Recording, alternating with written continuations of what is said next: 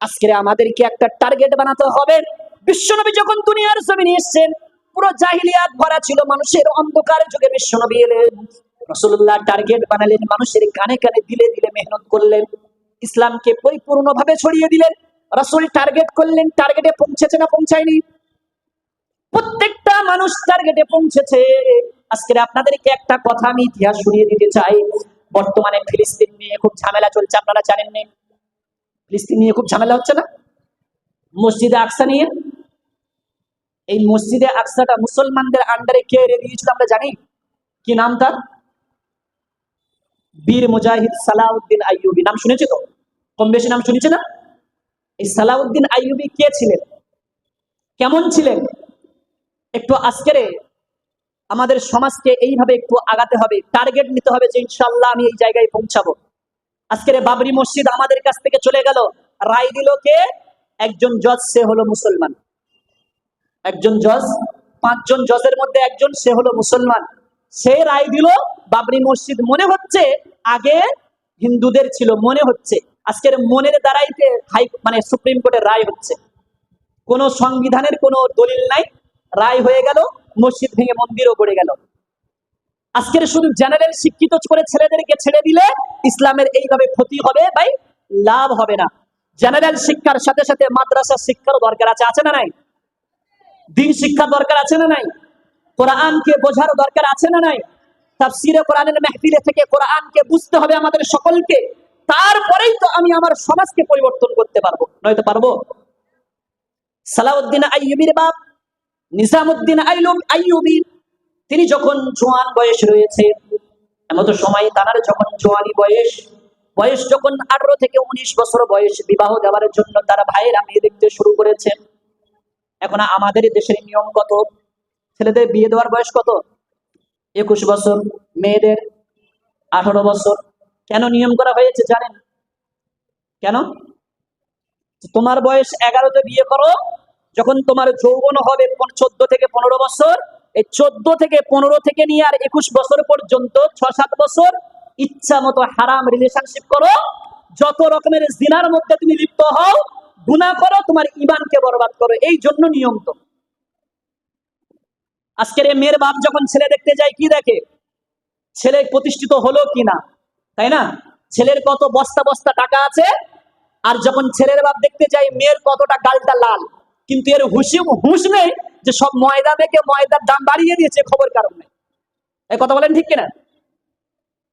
সালাউদ্দিন আইয়ুবীর বাপ নিজামুদ্দিন আইয়ুবী যখন মেয়ে দেখার জন্য বলা হলো, তিনি বললেন বহু মেয়ে দেখেছি, কিন্তু একটাও মেয়ে আমার উপযুক্ত নয়, একটাও মেয়ে উপযুক্ত নয়। সালাউদ্দিন আইয়ুবীর ভাই আসাদউদ্দিন আইয়ুবী এসে বলছে, হে নিজামুদ্দিন আইয়ুবী, হে ভাই, তোমার কেমন মেয়ে পছন্দ? বলে যোগ্য মেয়ে তো খুঁজেই পাচ্ছি না।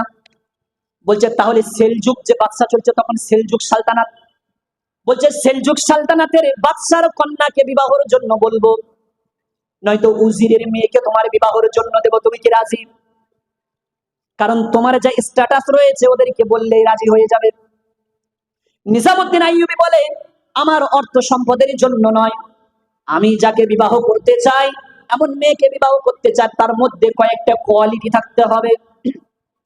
1 নাম্বার কোয়ালিটি হলো, যে মেয়েকে আমি বিবাহ করব, আমি নিজামুদ্দিন আইয়ুবী আমার হাত ধরে নিয়ে সেই মেয়ে আমার জান্নাতের পথ দেখিয়ে দেবে। একবার জোরে বলুন।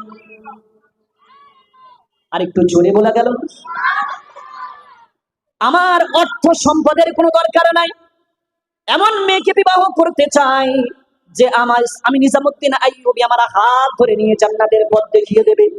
আর 2 নম্বর শর্ত হলো, তার গর্ভ থেকে এমন একটা সন্তান আল্লাহ আমাকে দেবে, সেই মুসলমানদের প্রথম কিবলা মসজিদে আকসা, সেইটা মুসলমানদের হাতে আবার পুনরায় ফিরিয়ে দেবে। একবার জোরে বলুন। নিজামুদ্দিন আইয়ুবী কিছুদিন পরে ইরাকের জমিনে তার উস্তাদের কাছে গেছেন শিক্ষা নেওয়ার জন্য, সবক নেওয়ার জন্য। হঠাৎ করে দেখতে পেলেন মসজিদের এক জানলা থেকে একজন মহিলা, বোরকা পরে মহিলা, ডাক দিয়ে হুজুরকে ডাক দিলেন, হুজুর আপনার সঙ্গে কিছু কথা আছে। ওই সময় হুজুর বললে, একটা ছেলেকে পাঠালাম, তুমি রিজেক্ট করে দিয়েছো।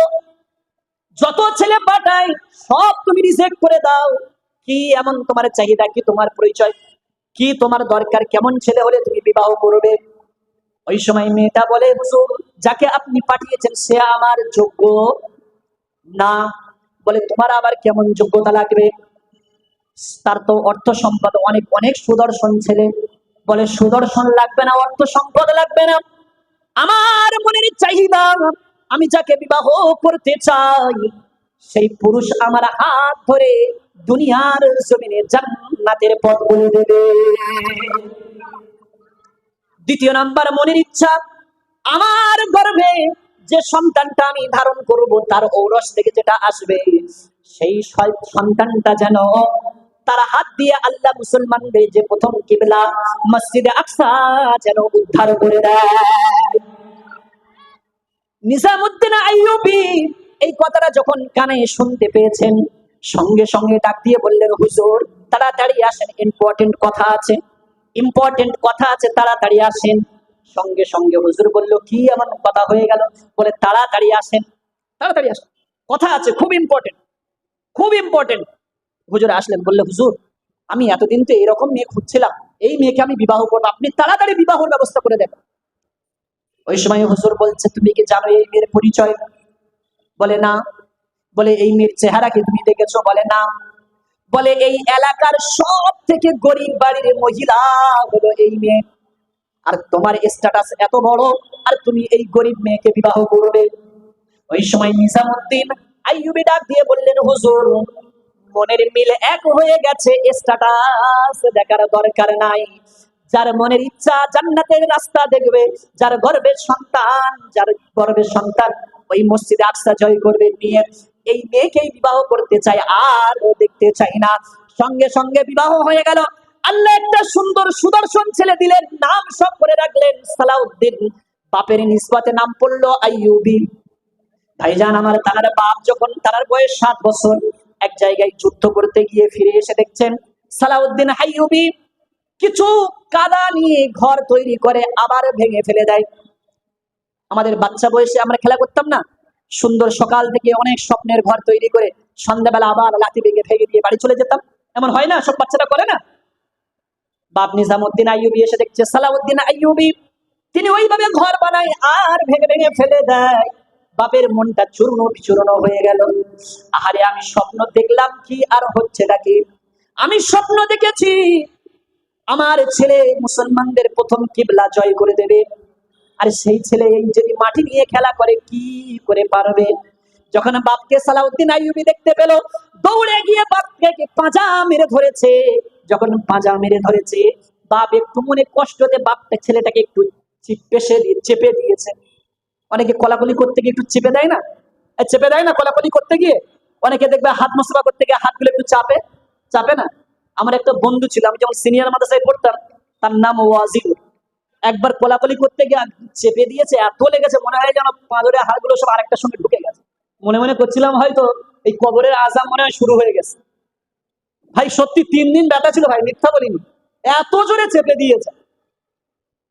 তাহলে চিন্তা করেন, মানুষের চাপ যদি এত জোরে হয়, আর একজন যোদ্ধার চাপ কত জোরে হতে পারে? কথা বলেন, একজন যে বীর যোদ্ধা তার চাপ কত জোরে হতে পারে? সালাউদ্দিন আইয়ুবীর যখন চাপ দিয়ে দিল, বাপ জিজ্ঞাসা করছে, সালাউদ্দিন এত জোরে তোমাকে প্রেসার দিলাম, তোমার কি লাগেনি, ব্যথা পাওনি বাবা? ওই সময় 7 বছরের বাচ্চা কি কথা বলে দিলেন একটু খেয়াল করে শুনে রাখো। টার্গেট যদি হয় মসজিদে আকসা, সামান্য চাপে ব্যথা পেলে কি আকসা জয় করা যাবে? সালাউদ্দিন আইয়ুবী বলছে, বাবা যার জন্ম হয়েছে মসজিদে আকসা জয় করবে, হিংস্র পশুদের কাছ থেকে মসজিদে আকসা ছিনিয়ে আনবে, তাকে যদি এই সামান্য ব্যথাতেই যদি ব্যথা পেয়ে যাবে, তাহলে মসজিদে আকসা জয় করবে কি করে? একবার জোরে বলুন না সুবহানাল্লাহ। বাচ্চা ছেলের মুখে সে জন্ম থেকে জেনে গেল তার টার্গেট কি। 50 বছর বয়সের মধ্যে মসজিদে আকসা জয় করে নিল। তার জীবদ্দশায় একবারও হজও করতে পারেননি, ওমরাও করতে পারেননি। তার যে অর্থ ছিল না তা নয়, তার মনের নিয়ত ছিল মসজিদে আকসা জয় করে নিয়ে বিশ্বনবীর রওজার কাছে দাঁড়িয়ে বলবে, ইয়া রাসূলুল্লাহ, ইয়া হাবিবাল্লাহ, হুজুর আপনার মহাব্বতে নিজের জীবনকে কোরবান করে দিয়ে বাজি রেখে মুসলমানদের যে প্রথম কিবলা কাবা মসজিদে আকসা উদ্ধার করে এনে দিয়েছি, ইয়া রাসূলুল্লাহ আপনি আমার উপরে রাজি হয়ে যান, আপনি আমার উপরে খুশি হয়ে যান, জোরে বলুন না সুবহানাল্লাহ। এই ছিল তার টার্গেট।